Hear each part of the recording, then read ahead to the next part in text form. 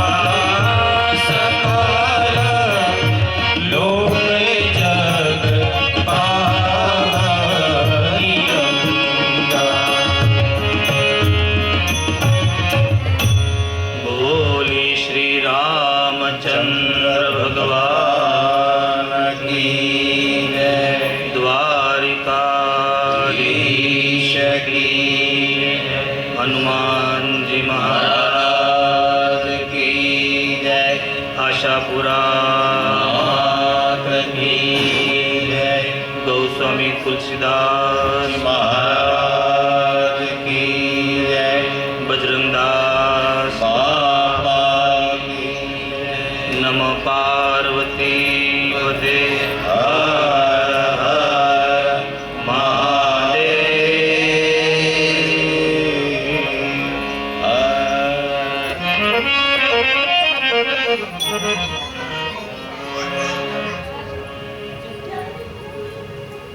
परम कृपालु परमात्मा रामचंद्र भगवान की कृपा से और हनुमान जी महाराज की प्रेरणा से मां आशापुरा मां के आशीर्वचन से नवसारी शहर की पावन भूमि पर हंस गंगा सोसाइटी के अंदर श्री रामचरितमानस ज्ञान यज्ञ 9 दिवसीय कथा का आज का 8वां दिन कथा श्रवण करने आए आप सभी को मेरा सादर प्रणाम और मेरी व्यासपीठ की तरफ से आप सबको जय सिया राम, जय द्वारकाधीश।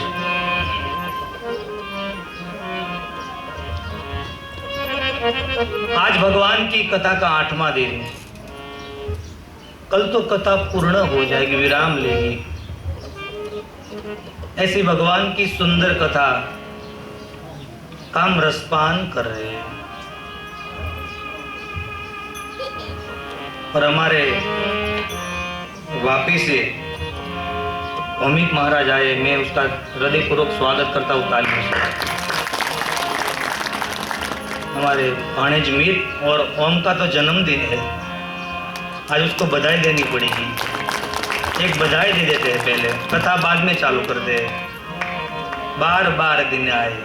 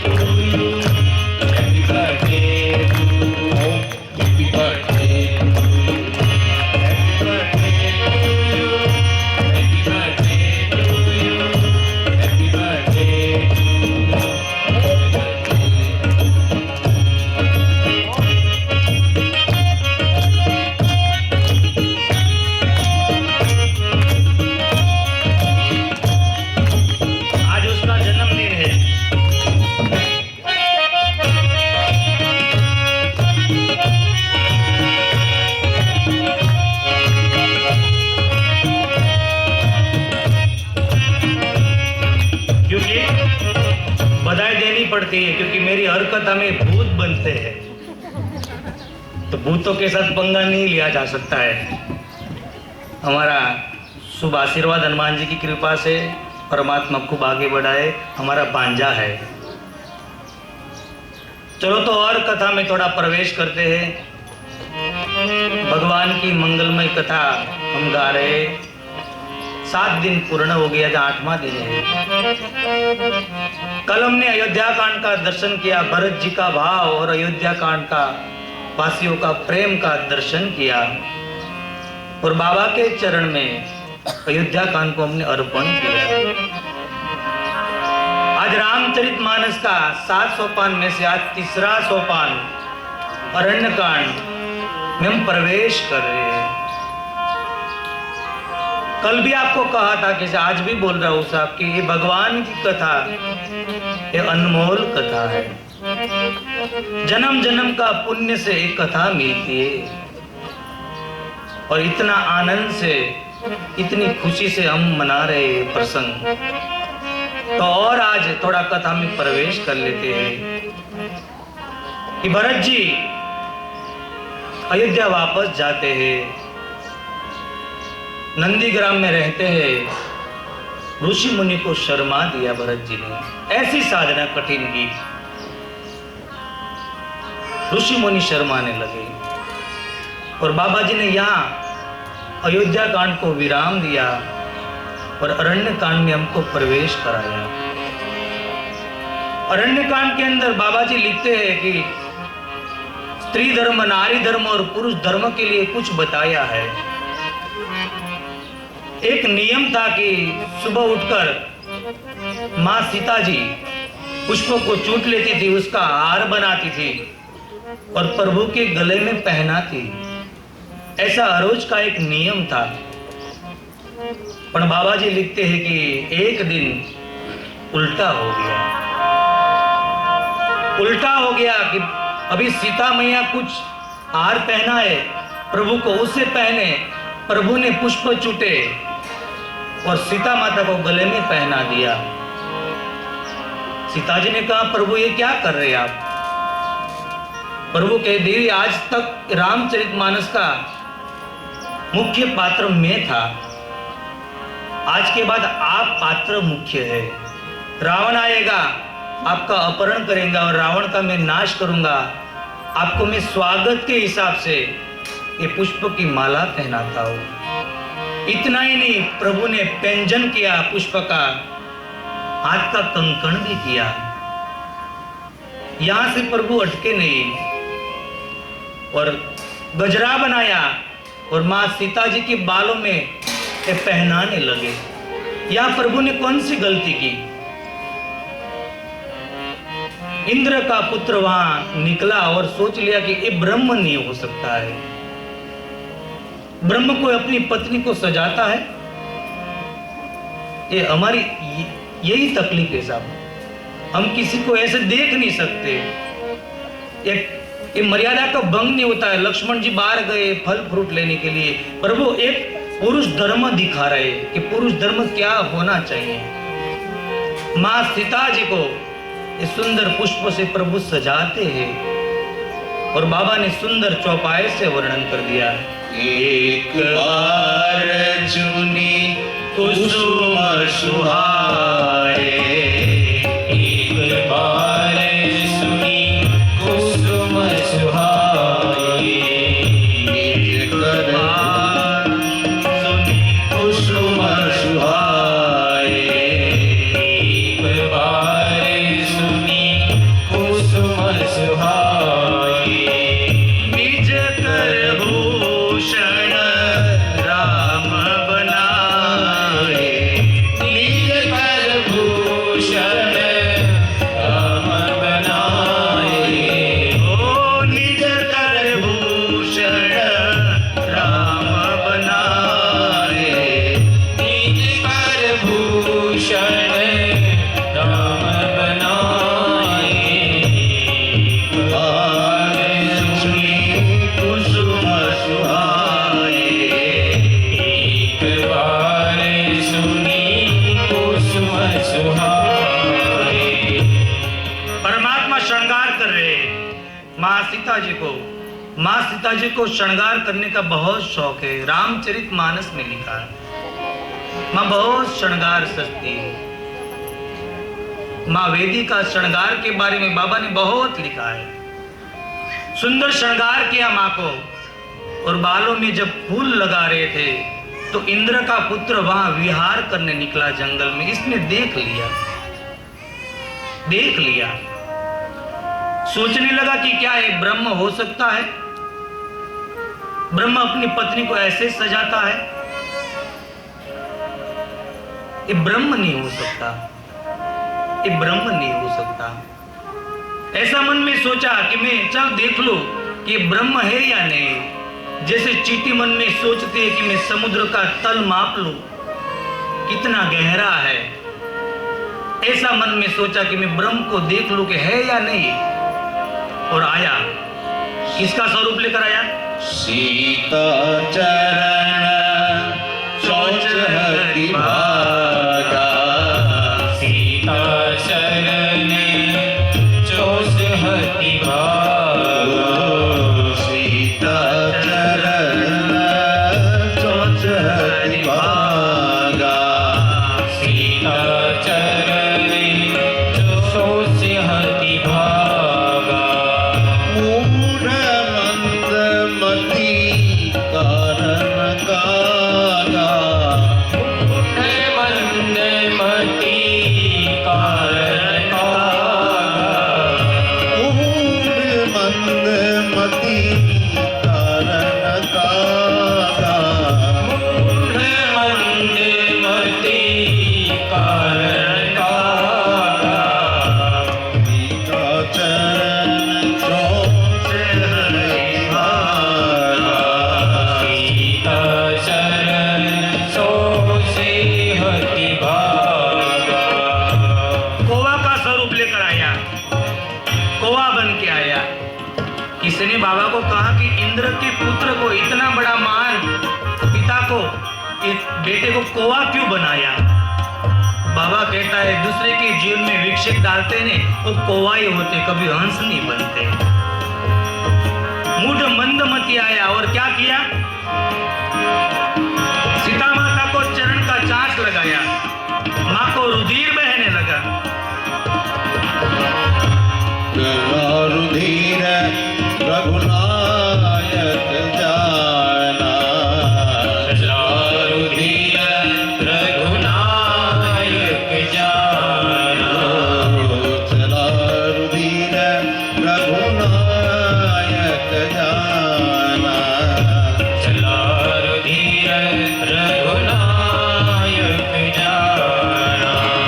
शीघ्र धनुष सायक संधाना, शीघ्र धनुष सायक संधाना, शीघ्र धनुष सायक संधाना, शीघ्र धनुष सायक संधाना।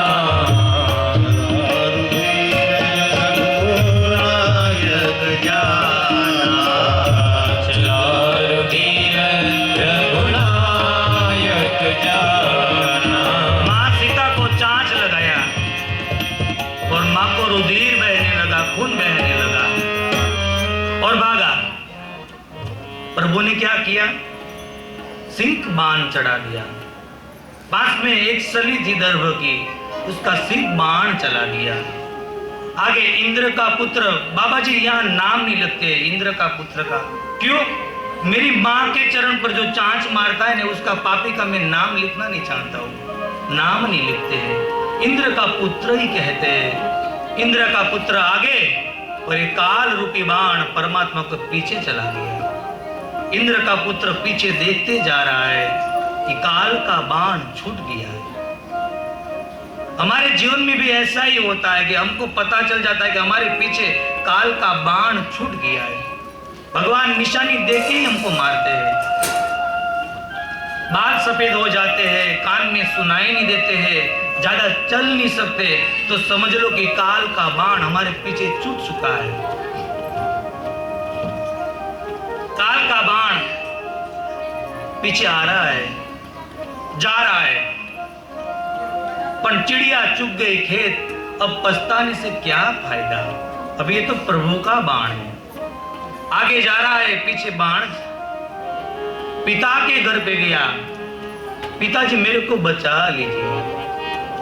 इंद्र ने पूछा क्या हुआ? कहा कि मेरे से गलती हो गई और प्रभु का बाण छूट गया है, मेरे को बचा लीजिए। इंद्र ने कहा तू मेरा पुत्र बराबर, पर आज नहीं, क्योंकि राम का बाण है। और जब राम रूठ जाते हैं ना साहब, तो माता मृत्यु समान, पितु सम समान। माता मृत्यु बन जाती है, पिता यमराज बन जाते हैं और अमृत विष बन जाता है साहब। राम रूठ जाते हैं। प्रभु जब रूठ जाते हैं तो कितना भी प्रयास कर लो सफल नहीं होने वाले। राम रूठ जाते हैं, राम रूठ जाते हैं। एक आदमी सेठ था, दोपहर को खाना खाकर सो रहा था, उसमें किसी ने दरवाजा खटखटाया। तो आदमी ने दरवाजा खोला तो सामने काला एक यमराज के रूप में कोई आदमी था। कहा क्या कौन है? तो कि मैं यमराज हूं, आपको लेने आया हूं, चलो मेरे साथ। वो आदमी ने कहा आप अंदर तो आइए पहले। यमराज को लगा कि पहले बार ये आदमी मिला है, हमको अंदर बुलाता है। अंदर गया, कहा कि आप कुछ खा पी के आए हैं कि ऐसे आए? यमराज ने कहा हमको कौन खाने बुलाता है। कहा कि आप पानी पी लो। पानी पिलाया, बहुत भूख लगी थी, बहुत खिलाया, बहुत खिलाया।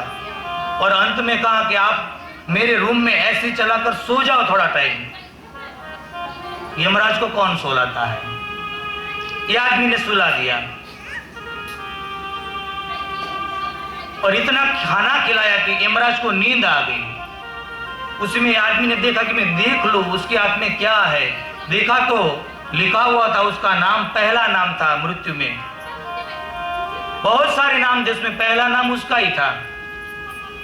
तो सोचा कि एक काम करता हूं, पहला नाम है ना, उसको मैं अंतिम नाम कर दूं। और व्हाइट पेन से जो आती है ना, ऐसे क्रम नहीं टूटे, उसमें पीछे नाम लिख दिया। सो ही हुआ उसका। यमराज जागा और कहने लगा कि भाई आज पहली बार ऐसा तू बंदा मिला है कि हमको खाना खिलाया, ऐसे में सुलाया। मैं तेरे पर प्रसन्न हो गया हूं, आज मैं तेरे पर प्रसन्न हुआ हूं। आज मैं पहले से शुरुआत नहीं करूंगा, आज मैं अंतिम नाम से शुरुआत करूंगा। माता मृत्यु समान, पितु सम समान। जगमा जेने जाजा वेर, एनी माते नथी मारा मोहननी। राम रूठ गए आज। शिव जी के पास गया, शिव जी ने अनादर किया। ब्रह्मलोक में गया, ब्रह्मलोक से भी हटाया कि हम तुमको नहीं रोक सकते। ये घबरा के जा रहा है, पर बाबा ने बचाया कि एक पात्र मिला। कौन मिला? नारद देखी जयंत विकल जयंता, नारद देखा विकल जयंता, नारद देखा विकल जयंता, नारद देखा विकल जयंता। लागी दया कोमल चित संता, लागी दया कोमल चित संता, लागी दया कोमल चित संता, लागी दया कोमल चित संता। नारद देखा विकल जयंता, नारद देखा विकल जयंता। नारद जी मिल गए और नाम दे दिया, अभी नाम दिया जयंत। क्यों? संत का दर्शन करने से पापी पुण्यशाली बन जाते हैं। अभी नाम दिया कि नाम था जयंत। नारद जी ने कहा रुक जा, कहां जा रहे, इतना घबराया क्यों है? कहा कि प्रभु का बाण मेरे पे से चुका है, मेरे को मार देगा। नारद जी ने कहा ये बाण तेरे मारने को नहीं, पीछे नहीं दौड़ रहा है, तो तुमको बचाने के लिए दौड़ रहा है। बाबा बचाने के लिए? हाँ बचाने के लिए। तुमको बाण ऐसा कहना चाहते, तू वापस चल राम के पास, तेरा अपराध प्रभु क्षमा कर देगा। मारना होता तो कब से मार दिया होता तुमको।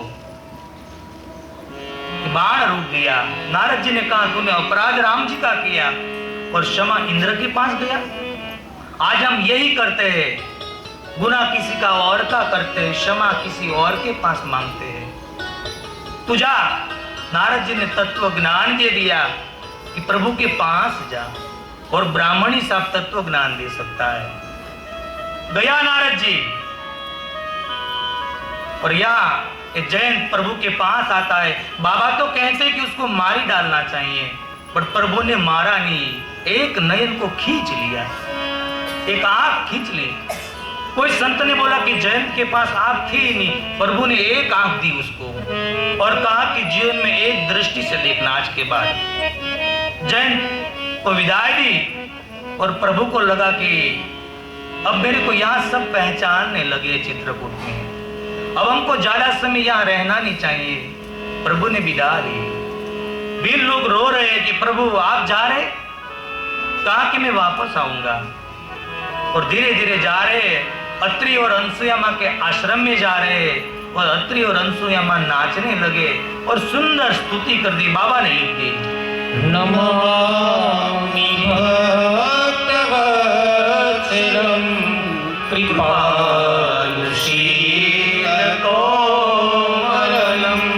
नमामि भक्तवत्सलं कृपालुशीलकोमलं,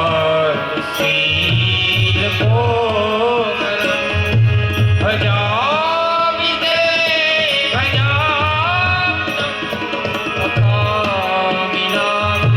स्वधामदं, भजामि ते अकामिना स्वधामदं, निकाम श्याम सुन्दरं भवानाथ मन्दरं, निकाम श्याम सुन्दरं भवानाथ मन्दरं, प्रफुल्लकञ्जिलोचनं मदारिदोषमोचनं, प्रफुल्लकञ्जिलोचनं मदारिदोषमोचनं,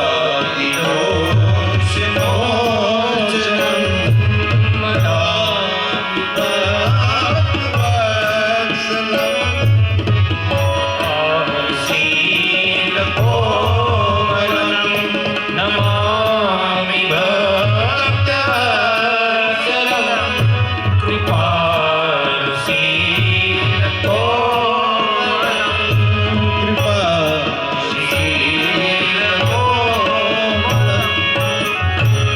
सुंदर स्तुति की। अत्रि महाराज ने सुंदर स्तुति की, और एक रात्रि का प्रभु वहां मुकाम करते हैं। माँ अनसुया प्रतिव्रत की ये सत्य नारी थी, तो माँ सीता जी ने पूछा, माँ आप मेरे को नारी धर्म समझाओ। अनसुया माँ कहने लगी, तू जगत की माँ है, मैं तेरे को क्या समझाऊं। फिर भी अपनी वाणी को पवित्र करने के लिए पुरुष धर्म समझाया और नारी धर्म समझाया। 4 प्रकार की नारी बताई गई, उत्तम, मध्य, नीच और कनिष्ठ। उत्तम नारी इसको कहते हैं कि सब जगह पे अपनी पति के स्वरूप में ही देखे। शायद भगवान भी आ जाए तो कहे आपको दर्शन देना है तो मेरे पति के स्वरूप में आए, उसको उत्तम नारी कहा गया। दूसरी मध्य नारी, अपनी उम्र का हो उसको भाई माने, अपने से छोटा हो उसको बेटा माने, अपने से बड़ा हो उसको पिता माने, ये मध्य नारी कहा गया। तीसरा नीच कहा कि कुछ भी करने का मन होता है पर सोचते मेरा पिता कौन है, मेरा ससुर कौन है। और अंतिम कहा कनिष्ठ, जो अपने पति को धोखा देती है, जो मन चाहे वो ऐसा करती है, उसको कनिष्ठ बोला गया है। ये 4 प्रकार की नारी धर्म अनसुया माँ ने माँ सीता जी को समझाया। एक रात्रि का मुकाम हुआ, सुंदर वस्त्र दिए। माँ सीता जी ने वो वस्त्र का लेकर वहां से निकल पड़े। विराट नाम का राक्षस आया, प्रभु ने उसको निर्माण दिया। आगे जा रहे थे जो शरभंग मिले, जो ब्रह्म लोक में जा रहे थे। कहा कि प्रभु आप आ रहे तो मैंने अपनी मृत्यु को रोक दिया। संत की ताकत है, अपनी मृत्यु को रोक सकते हैं। आपका दर्शन होने के बाद प्रभु मैं जा रहा हूं ब्रह्मलोक में। श्रवण को परमात्मा ने निर्वाण किया। वहां से थोड़ा आगे चले तो हड्डियों का पहाड़ जैसा ये देख लिया। तो प्रभु ने पूछा कि ये क्या है? राक्षस रोने लगे। ऋषि मुनि के राक्षसों ने प्रभु ऋषि मुनि को खा गए। प्रभु क्रोधमान हो गए। कहा कि मैं राक्षस को रहित धरती कर दूंगा, आप चिंता मुक्त रहिए। वहां से आगे गए तो सुतीक्षण नाम के संत मिलते हैं, जो राम के अतिशय प्रेमी भक्त है। अतिशय प्रभु कहते सुतीक्षण में आ गया, अभी आंख खोलो। सुतीक्षण महाराज कहते नहीं प्रभु, मेरे हृदय में जो दर्शन हो रहा है ना वो मेरे को ठीक लग रहा है। शायद मैं आंख खोलूं और आप नहीं हो तो प्रभु ने चतुर्भुज का दर्शन कराया और सुतीक्षण महाराज की आंख खुल गई। प्रणाम किया और प्रभु ने कहा सुतीक्षण मांग लो, क्या दो। ये सुतीक्षण बहुत चतुर आदमी है। कहते हैं कि प्रभु के पास मांगा जाता है। कहा कि प्रभु कहेंगे मांग ले, तभी मांगा कि आपको जो देना ही है तो मेरे में अभिमान भर दो, मेरे में अभिमान भर दो। क्यों? मैं आपका बेटा कहने में मेरे को अभिमान आए, मेरे में अभिमान भर दो। प्रभु ने कहा और मांग ले, तो कहा कि प्रभु आपको देना ही है तो पास में मेरा गुरु का आश्रम है, अगस्त्य महाराज का। मैंने उसके पास गुरु विद्या सीखी थी। मैंने उससे पूछा था कि आपको गुरु दक्षिणा में क्या दूं? तभी मेरे गुरु ने कहा था जब योग्य समय आए तभी मेरे को तू गुरु दक्षिणा देना। आज लग रहा है कि ये समय आ चुका है, आप उसको दर्शन दो। और सब सही जो शिष्य होते हैं ना वो गुरु को भी भगवान का दर्शन करवा देते हैं। ये शिष्य की ताकत है। और भगवान को राम लक्ष्मण और सीता जी को लेकर ये अगस्त्य ऋषि के आश्रम में आते हैं और बाबा को कहते हैं कि आंख खोलो। नाथ कौशलाधीश कुमारा, नाथ कौशलाधीश कुमारा, नाथ कौशलाधीश कुमारा, नाथ कौशलाधीश कुमारा। आए मिलन जगत आधारा, आए मिलन जगत आधारा, आए मिलन जगत आधारा, आए मिलन जगत आधारा। नाथ कौशलाधीश कुमारा, नाथ कौशलाधीश कुमारा। अपने गुरु को कहते हैं आंख खोलो। एक कौशलाधीश परमात्मा पूर्ण पुरुषोत्तम अयोध्या के नाथ राम आए हैं। अगस्त्य महाराज ने आंख खोली, नाचने लगे। मेरे आंगन में प्रभु आ गए। कितने समय से मैं प्रतीक्षा कर रहा था। एक कुंभज ऋषि जो भगवान शिव जी को कथा सुनाई थी।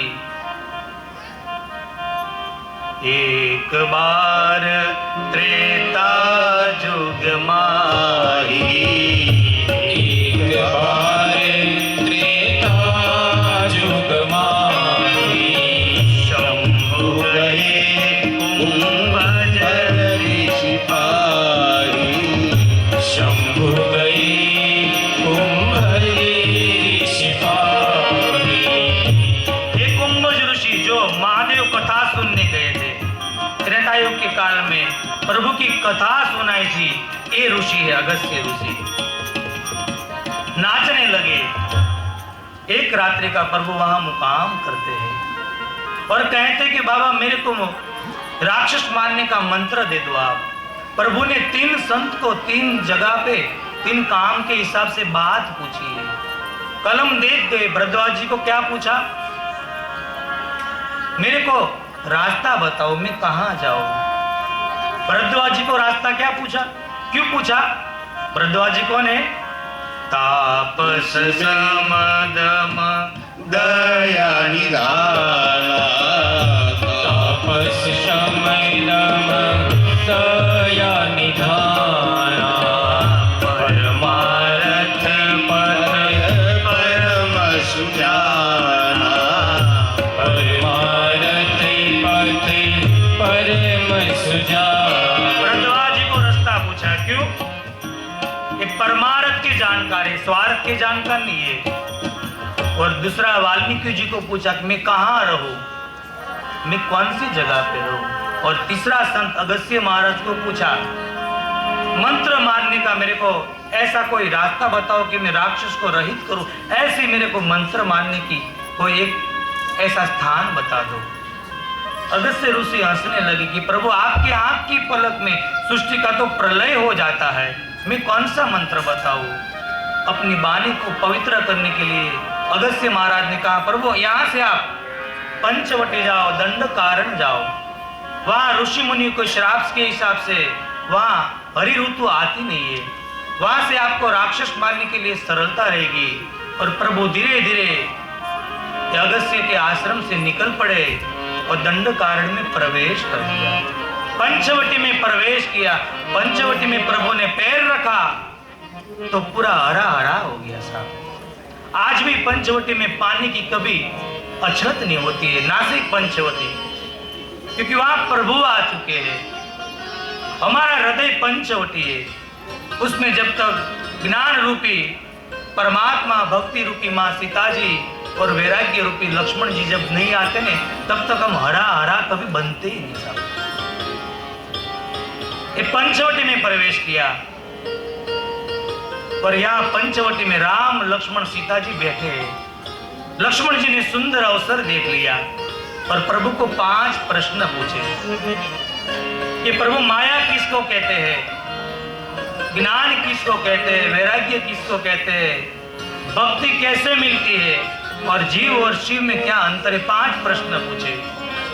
प्रभु ने कहा, लक्ष्मण तूने बहुत कठिन प्रश्न पूछ लिए, पर मैं तेरे को सरल बताता हूँ और मैं आपको और सरल बताता हूँ कि माया क्या है।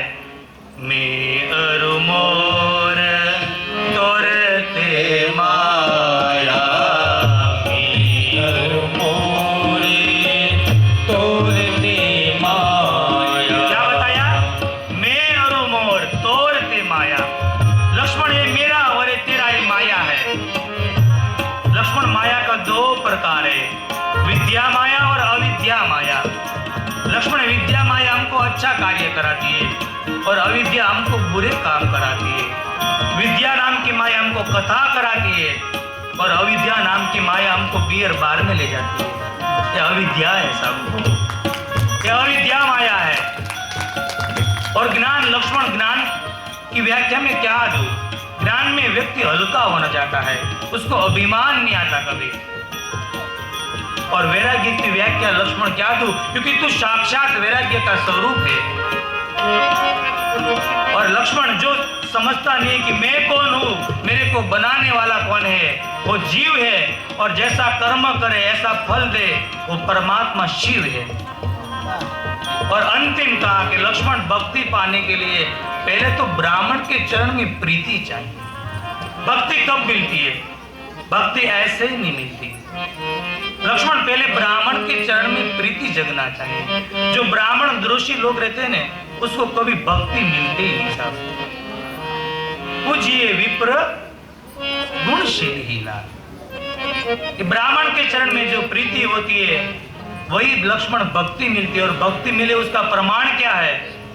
मम गुण गात पुलक शरीरा मम गुण गावत पुलक शरीरा, गज गज गिरा नयन बहीरा। गद गद गिरा नयन बहरीरा। भक्ति का प्रमाण दिया। मम गुण गावत पुलक शरीरा, मेरा गुणगान गाते गाते हृदय पिघलने लगता है लक्ष्मण, आंख से आंसू बहने लगते हैं। गद गद गिरा नयन बहुनी, आंख से आंसू बहते हैं, तभी भक्ति का प्रमाण मिल जाता है। 5 सरल प्रश्न का जवाब परमात्मा ने दिया और यहाँ से शूर्पणखा का प्रवेश हो जाता है। बाबा लिख देते हैं शूर्पणखा का मतलब क्या है। आप कहो तो मैं बता दूं, बहनों आप बोलो तो मैं बता दूं कि शूर्पणखा क्या है। जिसका नाखून बहुत बड़ा होता है ना, वो शूर्पणखा है। जो बार बार स्वरूप बदलते हैं, वो शूर्पणखा है। जो बहुरूपी है, वो शूर्पणखा है। और परमात्मा के सामने जाकर झूठ बोलती है कि मैं कुंवारी हूं, ये शूर्पणखा है साहब। शूर्पणखा आती है यहां से। शूर्पणखा के लिए तो बहुत सब लिखा है। रावण की बहन, माता पिता पुत्र उद्गार, बहुत बाबा ने सुंदर समझा दिया कि कितना भी हम अपने मन को दबाए, अति सुंदर अपना भाई होता है, पिता होता है, तो भी स्त्री की नजर उसके पर लगती ही है। बाबा ने ऐसा लिख दिया। किसी ने पूछा बाबा ये तुमने क्या लिखा। ऐसी कोई स्त्री थोड़ी होती है कि अपने भाई पर नजर लगाए, अपने पिता पर नजर लगाए। तो कहा कि स्त्री की बात नहीं हुई, शूर्पणखा जैसी जो स्त्री हो उसकी नजर ऐसे लगती है साहब। शूर्पणखा का प्रवेश हो गया पंचवटी में। राम लक्ष्मण सीता जी बैठे हैं और देखा राम का सुंदर स्वरूप देख लिया, क्योंकि परमात्मा सुंदर थे ही इतना। परमात्मा सुंदर थे ही इतना। कैसे सुंदर थे। नव लोचन कंद मुख कर कंद पद पंजारुणम